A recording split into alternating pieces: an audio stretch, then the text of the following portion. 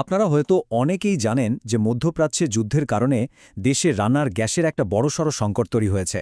কিন্তু আসল খবরটা হলো সরকার এমন একটা নতুন নিয়ম এনেছে যার ফলে অনেক বাড়িতে এলপিজি সিলিন্ডার আসা পুরোপুরি বন্ধ হয়ে যেতে পারে।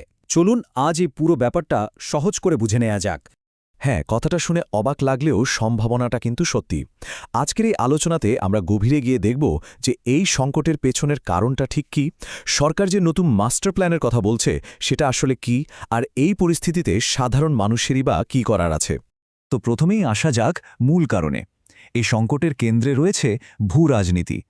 আমেরিকা, ইরান আর ইসরায়েলের মধ্যে যে সংঘাত চলছে তার জন্য বিশ্বের সবথেকে গুরুত্বপূর্ণ জলপথগুলোর একটা হরমুজ প্রণালী প্রায় বন্ধ হওয়ার মুখে। জাহাজ চলাচল করাটা ওখানে এখন খুবই ঝুঁকিপূর্ণ হয়ে গেছে।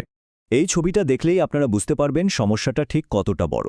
ভারতের মোট রান্নার গ্যাসের চাহিদা একটা বিশাল অংশ, মানে প্রায় 60% আসে উপসাগরীয় দেশগুলো থেকে। আর সেই গ্যাস আনার প্রধান রাস্তাই হল এই হরমুজ প্রণালী। বুঝতেই পারছেন এই রাস্তাটা বন্ধ হয়ে গেলে কি হতে পারে। ব্যাপারটা যে কতটা গুরুত্বর তা আন্তর্জাতিক শক্তি সংস্থা বা আইইএর একটা কথাতেই পরিষ্কার। তারা এই পরিস্থিতিকে ইতিহাসের সবথেকে বড় তেল ও গ্যাস সরবরাহের ব্যাঘাত বলে ঘোষণা করেছে। তার মানে এটা কোনো ছোটখাটো আঞ্চলিক সমস্যা একদমই নয়। এখন প্রশ্ন হল, এই রকম একটা নজিরবিহীন পরিস্থিতিতে ভারত সরকার ঠিক কী করছে। সরকার কিন্তু একটা বেশ বড় আর খুব গুরুত্বপূর্ণ পদক্ষেপ নিয়েছে। চলুন সরকারের এই নতুন মাস্টার প্ল্যান সম্পর্কে এবার জেনে নেওয়া যাক। এই বছরের ২৪শে মার্চ পেট্রোলিয়াম ও প্রাকৃতিক গ্যাস মন্ত্রণালয়ে অত্যাবশ্যকীয় পণ্য আইনের অধীনে একটা নির্দেশিকা জারি করেছে। এর সরকারি নামটা বেশ বড়, natural gas and petroleum products distribution order ২০২৬। আচ্ছা, এই নতুন অর্ডারের আসল উদ্দেশ্যটা কি? সহজ কথায় বললে সরকার চাইছে বিদেশ থেকে আনা এলপিজি সিলিন্ডারের ওপর নির্ভরতা কমাতে, আর তার বদলে দেশজুড়ে পাইপলাইনের মাধ্যমে যে গ্যাস অর্থাৎ পিএনজি তার ব্যবহার খুব তাড়াতাড়ি বাড়াতে। মানে সিলিন্ডারের বদলে সরাসরি পাইপ দিয়ে রান্নাঘরে গ্যাস। এখন আসা যাক সবথেকে জরুরি অংশে।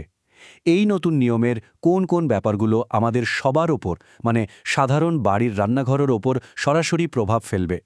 নতুন নিয়মের সবচেয়ে বড় নির্দেশ হল এই ৩ মাসের সময়সীমা। এর মানে হল যে সমস্ত এলাকায় ইতিমধ্যেই পাইপলাইনের গ্যাস বা পিএনজি লাইন বসে গেছে সেখানকার বাসিন্দাদেরকে আগামী ৩ মাসের মধ্যে অবশ্যই পিএনজি কানেকশন নিতে হবে। আর এই ৩ মাস সময় পেরিয়ে গেলেই সেই সব বাড়িতে এলপিজি সিলিন্ডার দেওয়া চিরদিনের মতো বন্ধ করে দেওয়া হবে। এখানেই শেষ নয়, আরও কয়েকটা খুব গুরুত্বপূর্ণ নিয়ম আছে।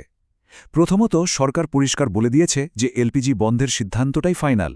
শুধু যদি কোনো টেকনিক্যাল সমস্যা থাকে তবেই ছাড় মিলবে। আর দ্বিতীয়ত, অনেক সময় দেখা যায় যে হাউজিং সোসাইটি বা আরডব্লিউএ পাইপলাইন বসানোর কাজে বাধা দেয়। এখন থেকে সেটা আর করা যাবে না। গ্যাস কোম্পানিগুলোকে মাত্র ৩ দিনের মধ্যে কাজ করার অনুমতি দিতেই হবে। তো এত সব কড়াকড়ি নিয়মের কথা শুনে মনে হতেই পারে যে সরকার কি শুধু চাপ দিচ্ছে, নাকি বিকল্প কোনো ব্যবস্থাও করছে। চলুন দেখি দেশের জ্বালানি সরবরাহ ঠিক রাখতে আর কি হচ্ছে। দেখুন, হরমুজ প্রণালীর সমস্যা হওয়ার পর ভারত কিন্তু চুপ করে বসে নেই। এই চার্টটা দেখলে বুঝবেন আর্জেন্টিনা থেকে গ্যাস আমদানি কি অসাধারণ পরিমাণে বেড়েছে। শুধু এই বছরের প্রথম ৩ মাসেই ৫০,০০০ টন এলপিজি আনা হয়েছে, যেটা গত বছরের তুলনায় দ্বিগুণেরও বেশি। শুধু আর্জেন্টিনায় নয়, আমেরিকার সাথেও একটা বিরাট বড় চুক্তি হয়েছে। এই চুক্তি অনুযায়ী প্রতি বছর আমেরিকা থেকে ২২ লক্ষ মেট্রিক টন এলপিজি আনা হবে। এই বিপুল পরিমাণ গ্যাস আমাদের দেশের সাপ্লাইকে অনেকটাই আঞ্জম দেবে, এটা বলাই যায়। আর এই সবকিছুর মধ্যে একটা বেশ ভালো খবরও এসেছে। এত বিপদ, এত ঝুঁকির মধ্যেও আমাদের দুটো এলপিজি ভর্তি ভারতীয় জাহাজ পাইন গ্যাস আর জাগ বসন্ত সফলভাবে হরমুজ প্রণালী পার করে দেশের দিকে আসছে। তার মানে সব আশা এখনও শেষ হয়ে যায়নি। বেশ, তাহলে এই পুরো পরিস্থিতিটা তো বোঝা গেল। কিন্তু এখন প্রশ্ন হল, এই সব তথ্য থেকে আমাদের জন্য টেকঅ্যাওয়ে কি? মানে আমাদের এখন ঠিক কী করা উচিত? দেখুন, সংকট থাকলেও সমাধানের চেষ্টাও কিন্তু চলছে। আর আমাদের জন্য সবথেকে পরিষ্কার বার্তাটা হলো, যে সমস্ত এলাকায় ইতিমধ্যেই পাইপলাইনের গ্যাস বা পিএনজির ব্যবস্থা হয়ে গেছে সেখানে আর একটু দেরি না করে কানেকশনটা নিয়ে নেওয়াই সবচেয়ে বুদ্ধিমানের কাজ হবে।